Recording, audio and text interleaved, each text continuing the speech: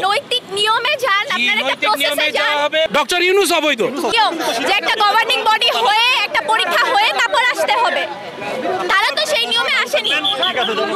যদি এই নিয়মে চলে আসে তাহলে অবশ্যই তাদেরকেও গ্রহণ করব। আমাদের সেটা কোনো কথা নাই। সে যে আমাদের বলতেছে যে আমরা আওয়ামী লীগের, আমরা কারো এজেন্ট না। কারণ আপনারা তো হচ্ছে গিয়ে সবাইকে ঢুকিয়ে দিয়েছেন কলেজে। দাবিটা কি আপনার বলেন তো? আপনাকে আমি আমার সবগুলো দাবি বলতেছি।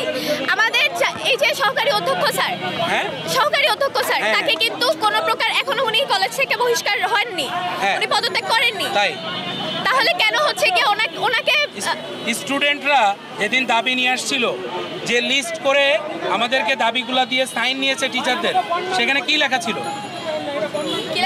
কি লেখা ছিল? জি অবশ্যই জানি। আপনি বলেন কি লেখা ছিল সেখানে? কিন্তু ওই দিন তো অধ্যক্ষ স্যার সিগনেচার করেননি। প্রিন্সিপাল ভাইস প্রিন্সিপালের পদত্যাগ, পালিয়ে গেছে।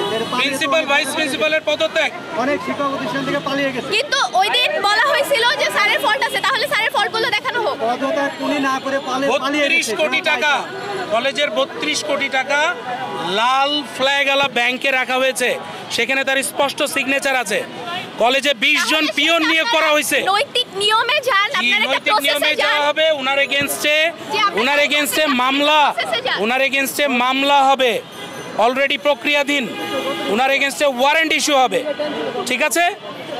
আর আপনারা শোনেন, বাংলাদেশ এখন স্বাধীন। আপনি স্বাধীনতার পক্ষে না বিপক্ষে? অবশ্যই পক্ষে। তাহলে স্বাধীনতার পক্ষে যদি হন, তাহলে আপনি কিভাবে বলেন যে যারা 16 বছর ধরে কলেজটা লুটেপুটে খাইছে, অনিয়ম করেছে, সেই লোকগুলোকে আপনি এখানে বসাতে চান? ফেরত আনতে আমরা বলতেছি যে যদি তাদেরকে আপনারা যথাযথ নিয়মে,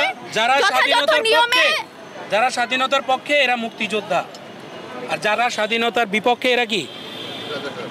তাদের এগেইনস্টে বিচার হবে। বাংলাদেশে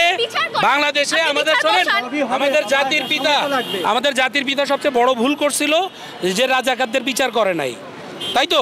এইবার বিচার হবে রাজাকারদের। আমরা এই ভুল করব না। আপনারা যথাযথ নিয়মে যান, কিন্তু কলেজে যথাযথ নিয়ম মেনে হবে। একজন পলায়নকৃত মানুষের এগেইনস্টে আমরা কি নিয়ম কি ফলো করব? কিন্তু ওনাকে কিন্তু বলা হয়েছিল যে উনি কলেজে জয়েন করতে পারবে। আবার সানডে থেকে ওনাকে জয়েন করার কথা বলা হয়েছিল। কে বলবে এটা?